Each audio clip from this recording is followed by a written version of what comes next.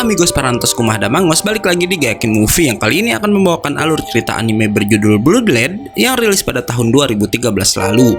Anime ini ada 10 episode dan satu episode OVA di mana Mimin akan membawakan seluruh alur ceritanya hanya dalam satu part ini aja. Dan anime ini sendiri bercerita tentang seorang vampir kuat yang aneh di mana ia nggak suka menghisap darah manusia dan malah menyukai mereka. Bagaimanakah keseruannya? Daripada banyak tocap, mending langsung simak aja videonya. Tapi seperti biasa sebelum mulai harap cek dulu kuota kalian. Kalau sekarat bisa numpang wifi tetangga. Bruh.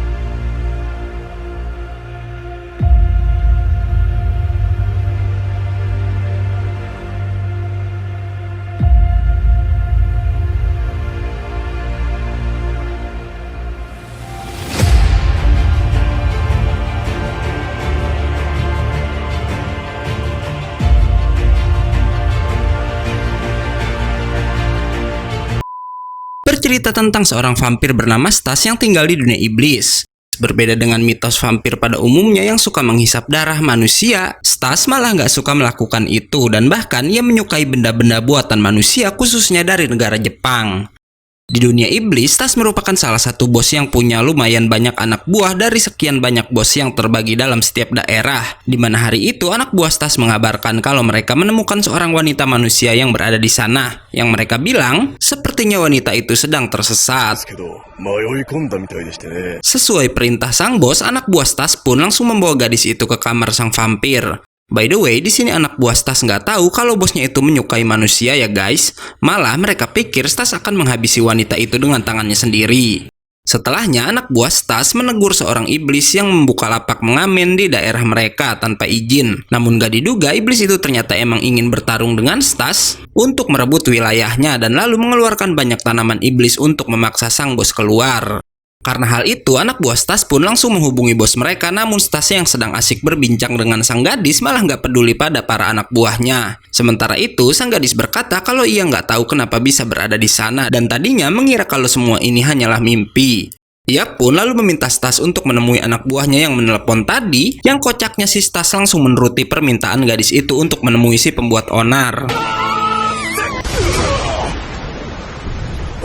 Si perusuh terus aja ngoceh di hadapan Stas, namun gak diduga sang vampir bisa menghancurkan akar-akar tanaman milik musuhnya itu dengan sangat mudah.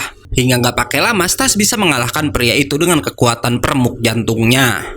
Stas kemudian kembali ke kamarnya, namun yang mengejutkan salah satu tanaman milik pria tadi ternyata udah berhasil menyusup ke kamarnya dan auto memakan sang gadis. Membuat gadis itu tewas dan menjadi hantu di dunia iblis. Karena hal itu, Stas yang merasa bertanggung jawab berjanji akan menghidupkan kembali gadis tersebut.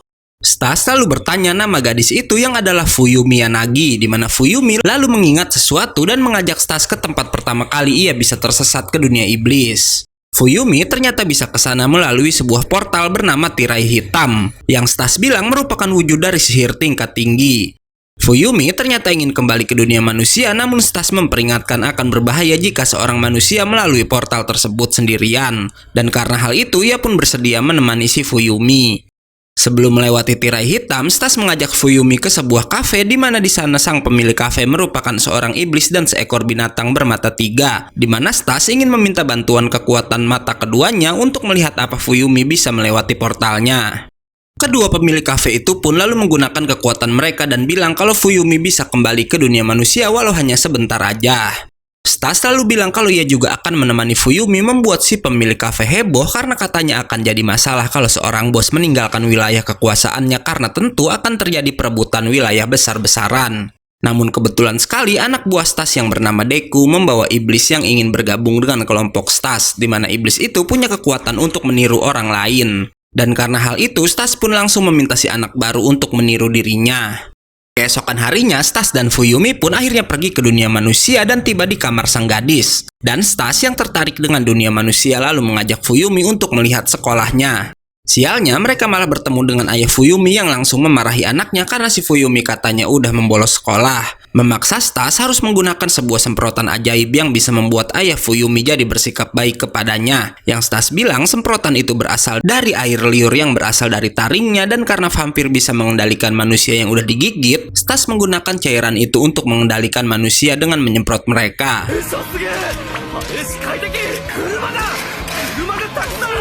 Setelah sampai di sekolah, nggak ada yang tahu kalau Fuyumi ini sebenarnya udah meninggoy guys. Dan itu merupakan ulah si Stas yang menyemprotkan cairan ajaibnya pada satu sekolah agar nggak mempertanyakan kehadiran mereka.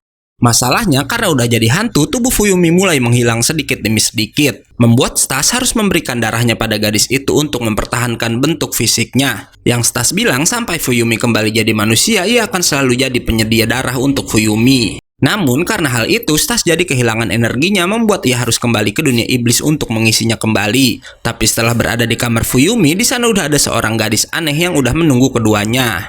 Gadis bernama Hydra Bell itu ternyata tahu jika yang ada di dunia iblis adalah Stas yang palsu, di mana ia juga ternyata adalah pemilik portal tirai hitamnya.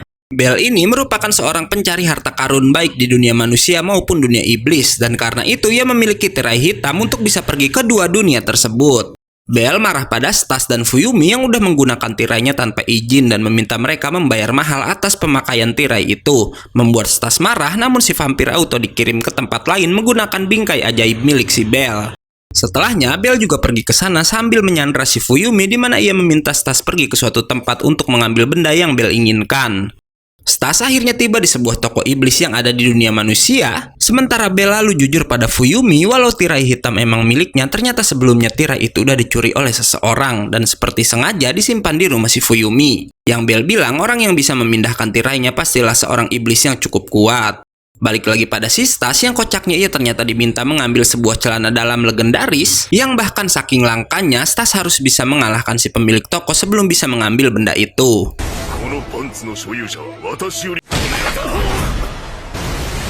Sepemilik toko berniat kembali menyerang, namun Stas menggunakan kekuatan yang dapat membuat iblis itu nggak bisa bergerak dan kemudian menghajarnya.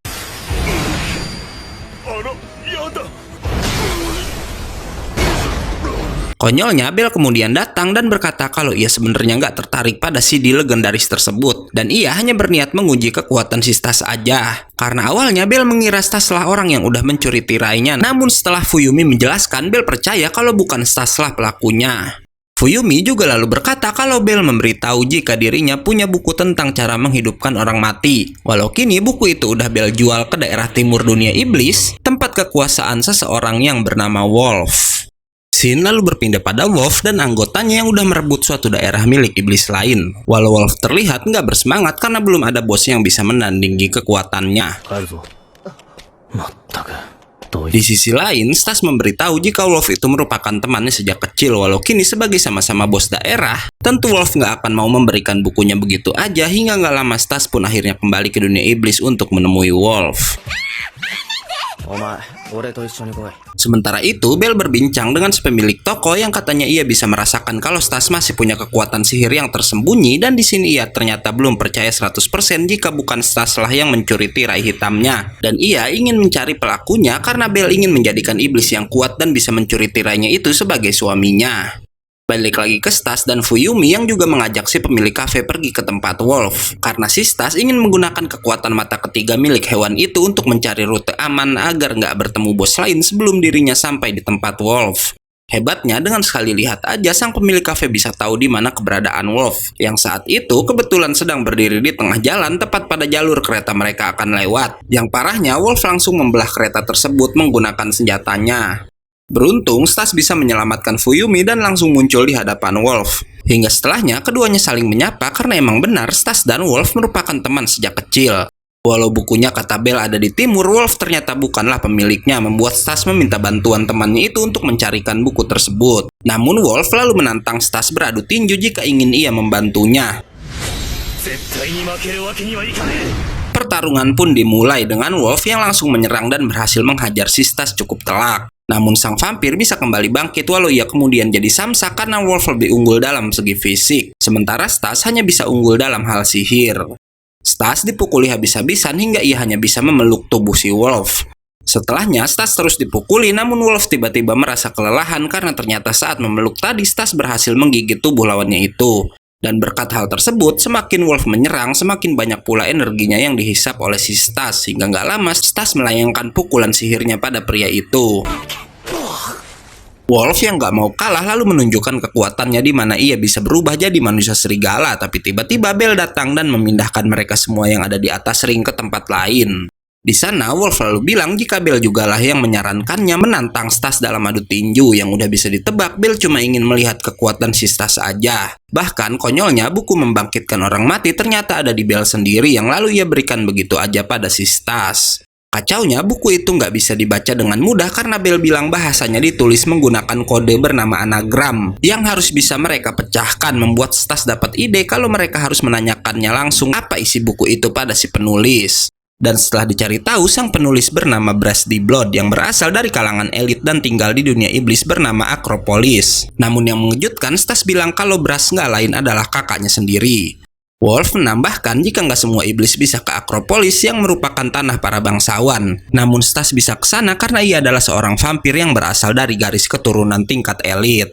Stas pun akhirnya bersiap ke Acropolis menggunakan sihir portal milik Bell. Sementara Fuyumi ditinggal bersama Wolf.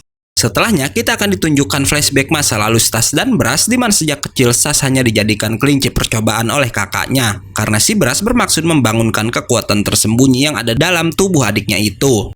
Segala cara pun udah Brass lakukan walau semuanya hanya berakhir dengan kegagalan aja. Namun Stas sendiri berpikir kalau membangkitkan kekuatannya hanyalah kedok Brass yang ingin menghabisi adiknya sendiri. Karena di suatu hari Brass menembak si Stas dengan sebuah peluru dan walau nggak meninggoy, sejak saat itulah kekuatan Stas terkunci dan nggak bisa keluar. Stas pun akhirnya tiba di depan kastil milik Brass di mana Bella hanya bisa mengantar sang vampir sampai tempat itu aja. Stas mencoba sembunyi-sembunyi masuk ke kastil, namun ia lalu kepergok oleh seorang iblis bertopeng bernama Liz. Sementara itu, di sisi lain, tubuh hantu Fuyumi mulai menghilang, membuat si Wolf panik dan langsung membawanya ke tempat ilmuwan iblis bernama Frankenstein, yang Wolf bilang paling mengerti tentang jaringan tubuh ras mereka. Kembali pada Stas yang langsung diserang Liz, walau terlihat keduanya ini saling mengenal satu sama lain, karena yang mengejutkan Liz ini nggak lain adalah adik dari si Stas sendiri. Liz marah karena dulu Stas lari dari rumah dan dianggap aib bagi keluarga mereka. Ia pun kemudian mengurung Stas dalam diagram sihir hingga Liz selalu mengeluarkan jurus bernama Judgment Impact yang mengenai Stas dengan sangat telak. Pukulan Liz menjatuhkan Stas ke bawah tanah tempat penjara milik keluarga mereka berada. Stas lalu melihat sebuah tombol yang ada di selnya dan tanpa ragu menekan tombol itu yang adalah tombol untuk menantang orang-orang yang ada di sana. Stas pun langsung diserang dua zombie kembar dan bisa dikalahkan dengan sangat mudah. Namun di hari berikutnya ia nggak kapok menekan kembali tombolnya untuk menantang kedua zombie tersebut. Walau hasilnya tetap sama aja seperti sebelumnya. Sementara itu, Liz yang sedang bersantai ditemui oleh Brass dan di sini awalnya Liz menutup-nutupi kalau ia udah berhasil menangkap si Stas. Brass terus menekan Liz agar mau jujur, namun salah satu zombie lalu datang untuk mengabarkan jika si tahanan baru ingin terus menantang mereka. Membuat Brass akhirnya ikut ke tempat Stas berada dan langsung menodongkan pistolnya pada sang adik. Nggak diduga, Brass menembak Stas dengan peluru pemulihan yang membuat adiknya itu kembali tersadar. Di mana Brass langsung berkata kalau ia merindukan si Stas. Sementara Stas sendiri nggak pakai basa-basi langsung menunjukkan buku membangkitkan yang ditulis oleh si Brass. Scene lalu berpindah pada Frankenstein yang mengatakan kini tubuh Fuyumi udah bercampur dengan kekuatan Stas yang vampir itu salurkan melalui darahnya. Namun mengejutkannya, Frank bilang hanya ada satu cara untuk menyelamatkan Fuyumi, yaitu dengan mengorbankan Stas agar memberikan semua kekuatannya pada Fuyumi, dimana dengan begitu Fuyumi bisa kembali bangkit dengan kekuatan luar biasa yang disebut iblis hibrida. Yang tentu hal itu membuat Wolf dan pemilik kafe bingung memilih antara Stas dan Fuyumi yang harus tetap hidup. Beruntung Bella lalu datang dan berkata kalau Frank berbohong karena masih ada satu cara untuk menyelamatkan Fuyumi. Mendengar itu, Wolf sangat marah pada sang profesor dan memintanya memberitahu cara lain untuk menyelamatkan Fuyumi. Di sisi lain, walau Stas nggak menyukai Brass, keduanya tampak akrab membuat si Liz cemburu karena baginya hanya dirinya seorang yang berguna untuk si Brass. Hingga Liz pun langsung mengamuk dan mengeluarkan kekuatannya walau beruntung Brass bisa menahan serangan tersebut.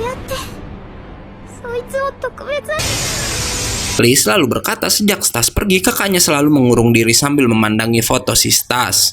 Melihat itu, Stas meminta Brass agar memberitahu cara membangkitkan Fuyumi agar ia bisa cepat pergi dan gak mengganggu kedua saudaranya itu lagi.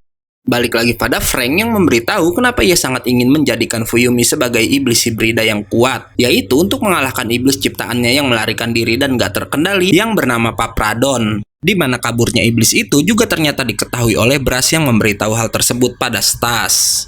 Di sisi lain, Frank bilang kalau ia menciptakan Parpadon dari bagian-bagian tubuh iblis kuat, namun si Parpadon yang merasa bagian tubuhnya masih kurang berniat mencari iblis kuat lain sendiri untuk menyempurnakan tubuhnya itu. Mendengar hal tersebut, Wolf sebagai bos di daerah itu berkata kalau ia yang akan menangani si Parpados, dan jika ia bisa mengalahkannya, Frank harus berjanji akan mengobati si Fuyumi. Dengan dibantu portal milik Bell, Wolf pun langsung dibawa ke tempat Parpados berada yang saat itu sedang memburu iblis lain.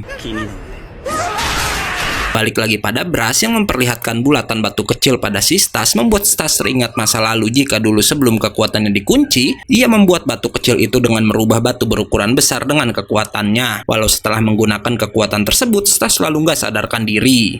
Brass menambahkan jika Stas emang punya kekuatan dahsyat, namun adiknya itu selalu pingsan ketika menggunakannya. Dan karena Brass khawatir pada kondisi Stas, makanya ia mengunci kekuatan adiknya itu agar nggak bisa digunakan lagi. Yang ternyata selama ini Stas udah salah paham pada kakaknya tersebut.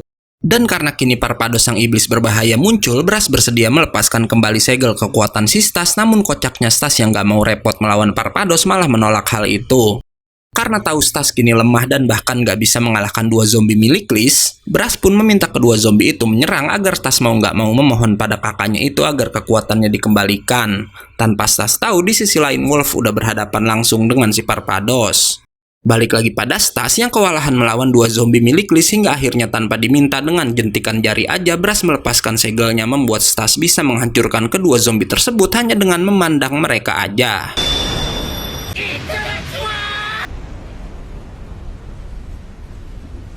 Stas pun akhirnya mau menerima misi dari kakaknya untuk melawan si Parpados, di mana Brass menginginkan hal itu karena sangat ingin tahu sebesar apa kekuatan Stas tanpa segel, dan sebaliknya Stas mau menerima misinya sebagai ganti di mana kakaknya akan memberitahu cara untuk membangkitkan Fuyumi.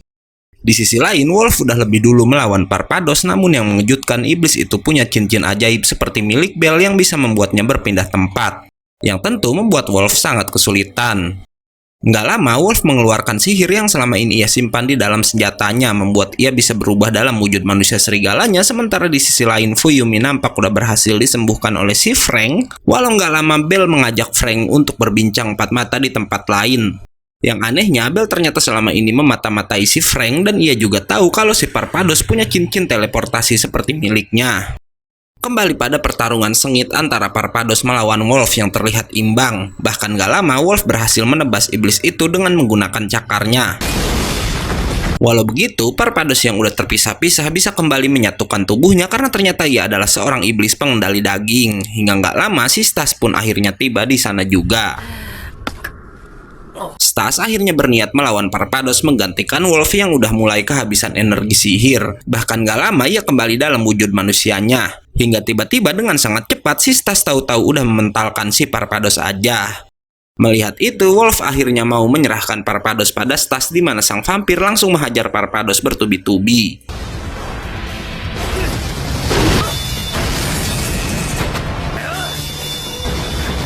Kocaknya, Stas yang merupakan penggemar manga Jepang kemudian berniat meniru Kamehameha dari serial Dragon Ball. Walau sial, si Parpados malah menendangnya sampai terpental. Stas yang marah karena jurus idolanya diganggu lalu mengeluarkan kekuatannya sambil bilang ia akan menghabisi Parpados dengan jurusnya sendiri. Dan melihat itu, Parpados pun bersiap menunjukkan kekuatannya juga. Keduanya pun lalu beradu kekuatan sampai menimbulkan ledakan besar. Yang hebatnya, saat selesai, Stas tahu-tahu udah mengalahkan Parpados tanpa terluka sedikit pun. Hebatnya, Parpados ternyata belum kalah dan bisa kembali menyatukan tubuhnya, membuat Stas mengeluarkan jurus peremuk jantungnya yang udah berevolusi mirip kekuatan si Naruto dan juga Kyuubi. Shin lalu berpindah pada Fuyumi yang harus terus meminum obat ciptaan Frank agar bisa terus mempertahankan bentuk tubuh hantunya. Sementara Frank dikejutkan oleh Bell karena ternyata gadis itu udah membawa tubuh Parpados dengan sihir ruangnya. Di sini Bell bertanya dari mana Frank mengajari Parpados sihir ruang yang mirip seperti miliknya. Frank lalu bercerita jika sebenarnya dulu penelitiannya menciptakan Parpados hampir aja gagal sampai pada suatu hari ada yang mengiriminya sebuah kado yang isinya adalah tubuh Parpados yang dipakai saat ini, di mana tubuh itu katanya punya kekuatan sihir ruang. Walau begitu, Frank bilang ia nggak tahu siapa yang mengiriminya hadiah, namun Bell menebak jika orang itulah yang pernah mencuri tirai hitamnya. Nggak diduga, Brass dan Liz pun lalu muncul di hadapan Bell di mana mereka datang untuk memenjarakan Frank dan Parpados yang udah berbuat rusuh. Setelahnya, Brass dan Liz pun menemui Stas dan mereka juga membawa Belle bersamanya. Yang ternyata Brass ingin menepati janjinya untuk kembali membangkitkan Fuyumi. Stas dan yang lain pun akhirnya kembali ke tempat Fuyumi berada. Yang konyolnya karena haus, Stas begitu aja meminum obat milik Fuyumi yang dibuat oleh si Frank. Setelahnya, Brass mengajak Fuyumi berkenalan membuat Stas marah karena kakaknya itu menyentuh si Fuyumi. Karena tahu obat buatan Frank hanya berefek sebentar, Stas pun kembali memberikan darahnya pada Fuyumi yang kali ini karena kekuatan Stas yang asli udah terlepas, Fuyumi auto pingsan setelah menerimanya.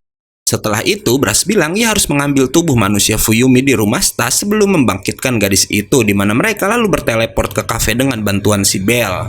Di sana, Belle mengajak Stas berbincang empat mata dan memperingatkan sang vampir karena ia curiga Brass punya maksud lain dengan ikut datang ke sana juga. Hingga setelahnya, Belle memberikan sebuah lonceng untuk Fuyumi di mana jika sang gadis membunyikan lonceng itu 3 kali, maka Belle akan datang. Hingga setelahnya, Belle pun pergi dari kafe tersebut. Setelahnya, tengkorak Fuyumi yang disimpan di rumah Stas dibawa ke kafe oleh si Deku.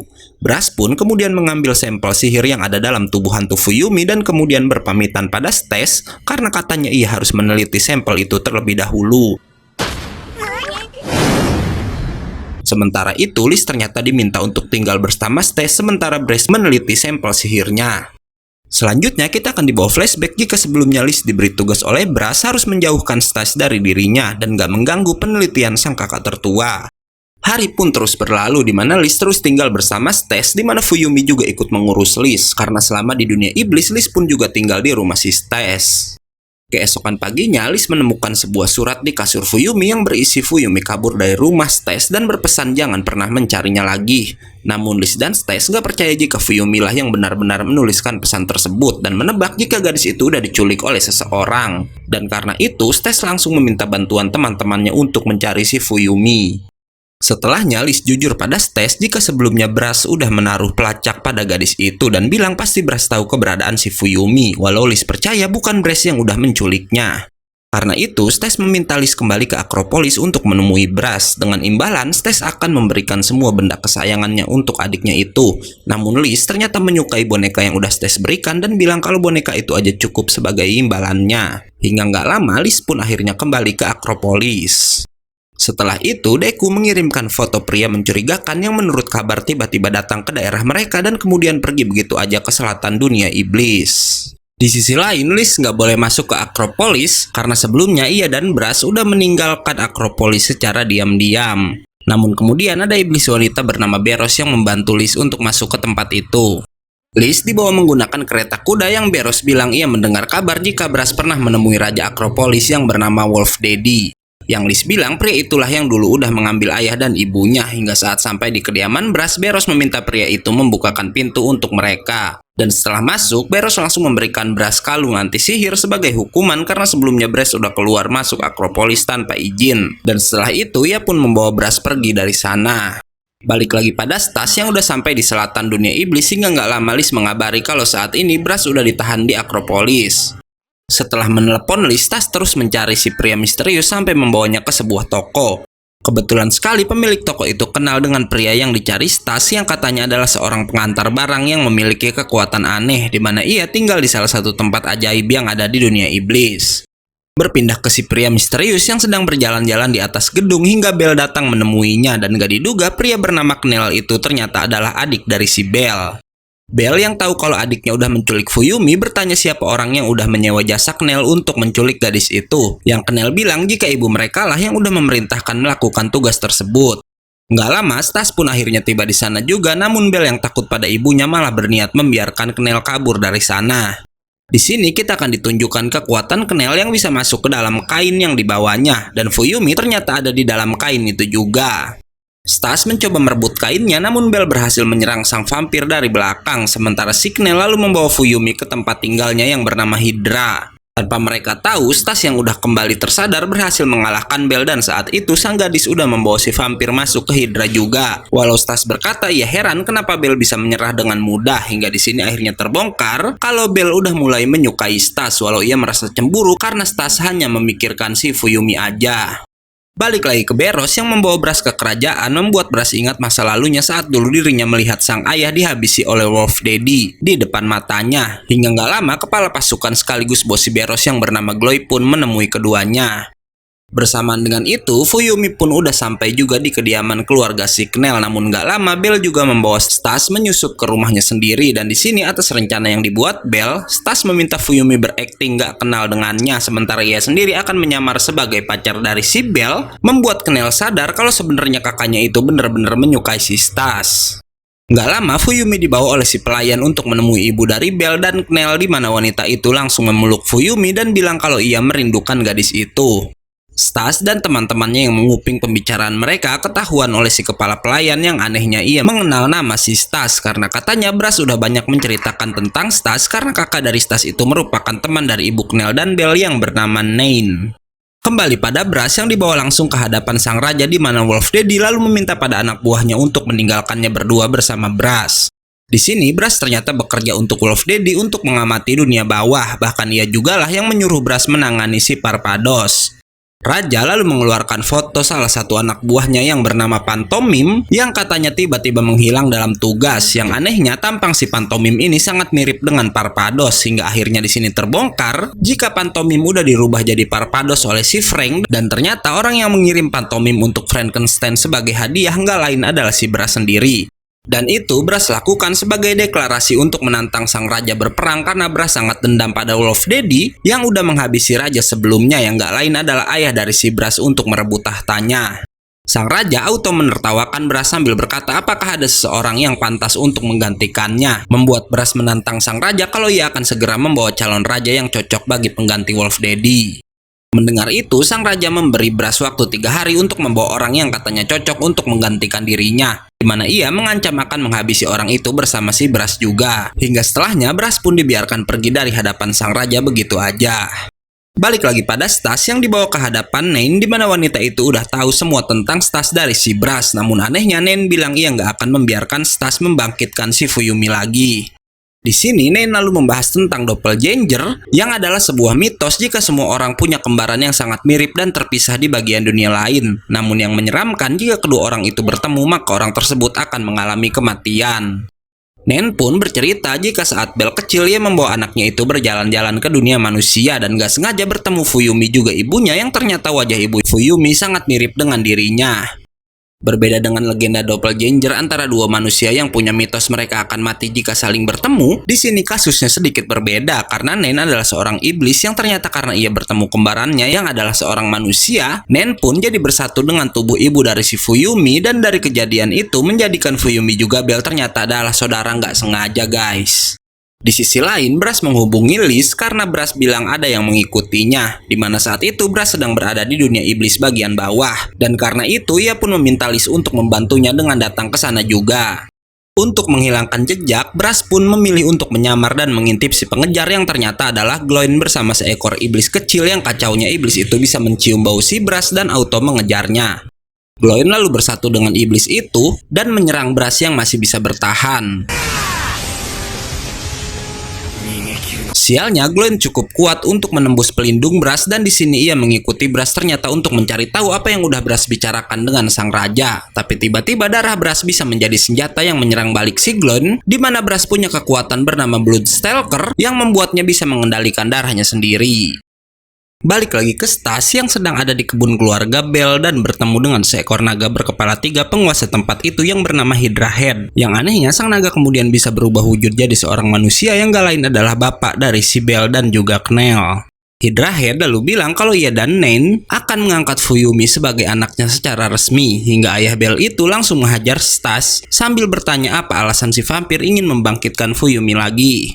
Di sisi lain, Brass dan Gloy memilih untuk menghentikan pertarungan, di mana Gloy bertanya apa alasan Brass ingin menantang sang raja, yang Brass bilang ia hanya ingin mengembalikan apa yang emang udah seharusnya.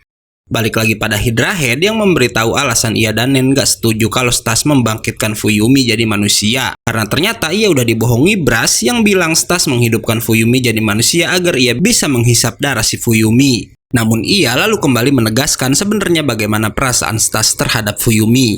Bersamaan dengan itu, Bell juga menanyakan hal yang sama bagaimana perasaan Fuyumi pada si Stas, hingga keduanya berbarengan menjawab mereka nggak tahu perasaan masing-masing sampai si Fuyumi kembali dibangkitkan jadi manusia lagi. Mendengar itu, Hydra Head lalu membawa Stas ke kamarnya, di mana Hydra bilang ia mengizinkan Stas pergi membawa Fuyumi dengan satu syarat.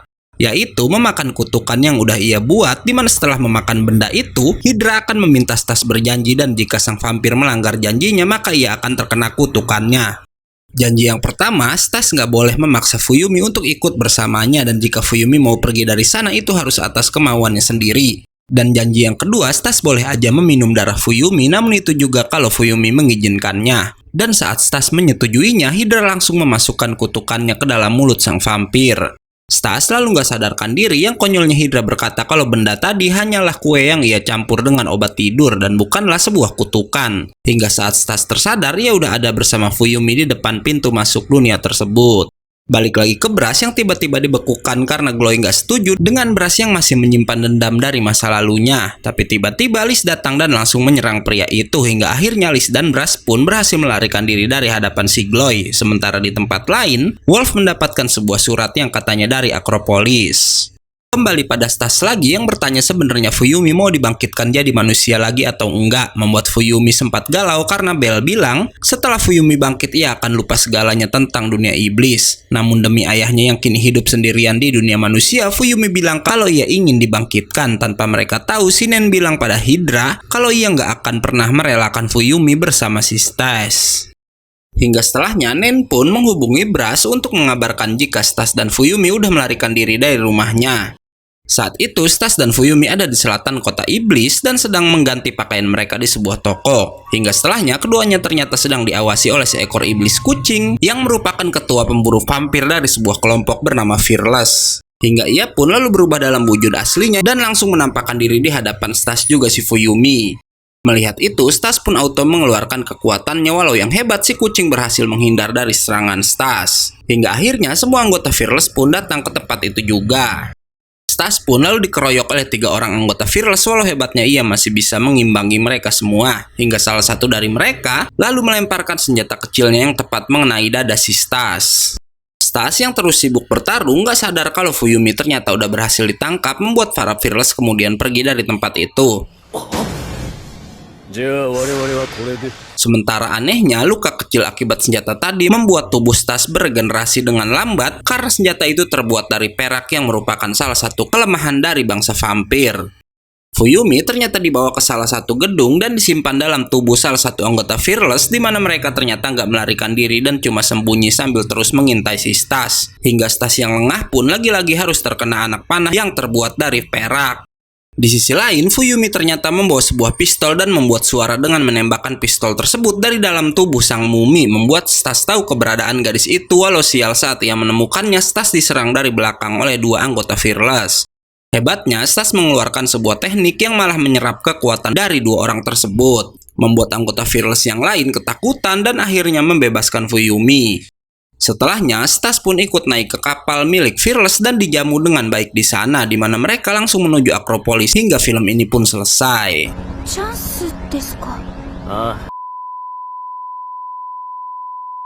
Oke, karena filmnya udah habis, gue undur dan gak yakin movie pamit. Jangan lupa datang lagi besok untuk tahu anime apa lagi yang akan kita bawakan selanjutnya. Bye-bye.